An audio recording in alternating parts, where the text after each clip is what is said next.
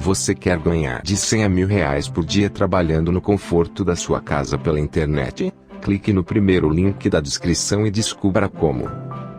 Mais 4 países em 3 continentes diferentes confirmaram os primeiros casos de coronavírus.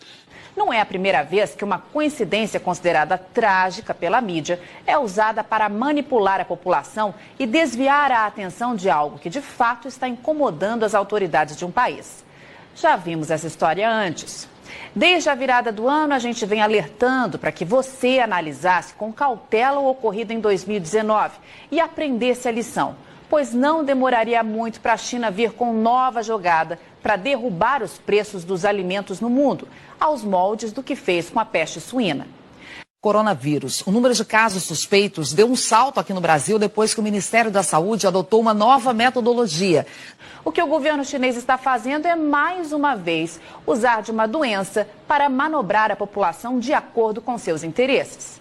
E o mundo financeiro está se aproveitando de maneira ágil da oportunidade para fazer dinheiro, jogando álcool numa fogueira que já está em chamas.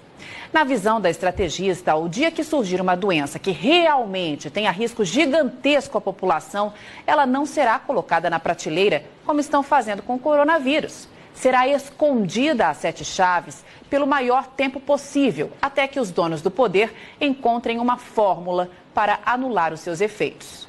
O número de casos suspeitos, que era de 252, pulou para 433.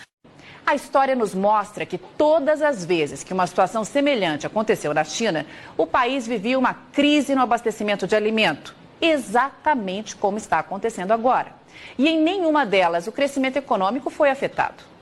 Talvez você não saiba, mas a China vem tentando de todas as formas controlar a inflação, depois que ela disparou junto com os preços das carnes e do óleo de soja, que enfrentam escassez histórica. E os efeitos de um aumento súbito de demanda seriam desastrosos para o governo, que já enfrenta sérios problemas de administração. No momento, há casos sendo investigados em 22 estados. Não acha coincidência demais tudo o que vem acontecendo na China nos últimos tempos? Quando briga com os Estados Unidos e isola um dos seus maiores e únicos fornecedores de soja, eis que surge a peste suína para matar parte do rebanho e reduzir o consumo de farelo. Quando tenta controlar a inflação, eis que surge um surto de uma gripe terrível, a ponto de forçar o governo a suspender as comemorações do Ano Novo Lunar e pedir que a população fique em casa, exatamente numa época do ano em que o consumo de comida mais cresce no país. 162 casos. Tem gente enchendo o bolso de dinheiro, não só com a queda nos preços das commodities e companhias, mas também com as oportunidades de compra que essas baixas vão gerar. Para você ter uma ideia, com apenas 2 ondas especulativas, a primeira com a morte do líder iraniano e a segunda agora com o coronavírus, o petróleo perdeu 20% do valor. Ano de 2004 e a China anunciava ao mundo um surto de gripe aviária, nome dado à doença causada por uma variedade do vírus influenza, H5N1, hospedado por aves, mas que pode infectar diversos mamíferos. A doença evoluiu, virou pandemia e infectou pessoas em vários países da Ásia. E como agora, todos íamos morrer, lembra? Pois dá só uma olhada no que isso causou na economia da China. Nada. O PIB chinês, que tinha aumentado 8% em 2003, cresceu 9,1% em 2004 e continuou subindo nos 3 anos seguintes, até chegar na impressionante marca de 11,9% em 2007. Ano de 2009 e a China anuncia novo surto, agora da gripe suína, também uma variante do vírus influenza, que passa a gripe para todos nós. Puxe pela memória e você vai se lembrar dos jornais, da televisão, da internet, tomados de cenas de hospital, gente envelopada em máscaras e um aviso velado no ar. Cuidado, pois todos vamos morrer. E o que aconteceu com a economia da China? Nada. Como está claro nesse gráfico, o crescimento do PIB, que em 2008 foi de 9% ao ano, acelerou ainda mais e registrou taxa de 9,1% em 2009, dando nova estilingada um ano depois, em 2010, quando voltou a ultrapassar 10% ao ano. Passaram-se 8 anos e vem nova peste para assolar o mundo, a peste suína africana.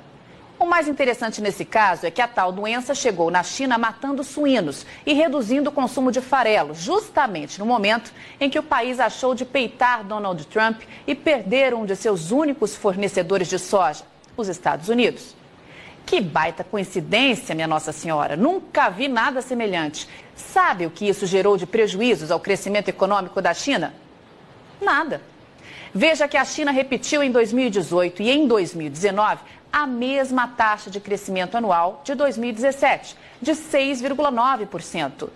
Joga por terra esse papinho furado de que a economia chinesa vai perder força com esse surto do coronavírus, que a China vai comprar menos e que o Brasil não vai ter para quem vender a sua nova safra de soja. Para com isso. É esse tipo de especulação que o mercado financeiro quer para fazer dinheiro e que a própria China sonha para comprar alimento barato e controlar a inflação. É esse tipo de conversa que dá aos chineses munição para pressionar para baixo os preços do que você produz, ficando com a faca e com o queijo na mão. A China vai continuar comendo e cada dia mais. E no caso da soja, eles não têm opção. Dependem do Brasil. Não vão ali no mercado e vão comprar 90 milhões de toneladas a hora que quiserem. A China precisa programar suas compras com pelo menos 4 meses de antecedência, porque do contrário, corre o risco de deixar a população sem carne, sem ovos, sem leite e sem outras proteínas. É preciso que 4 navios carregados com soja partam todos os dias de algum ponto do mundo em direção àquele país para não gerar caos no abastecimento e não fazer explodir os preços dos alimentos. E parte desses navios já se aproxima aqui do Brasil para levar a sua produção para casa. Portanto, mão na consciência.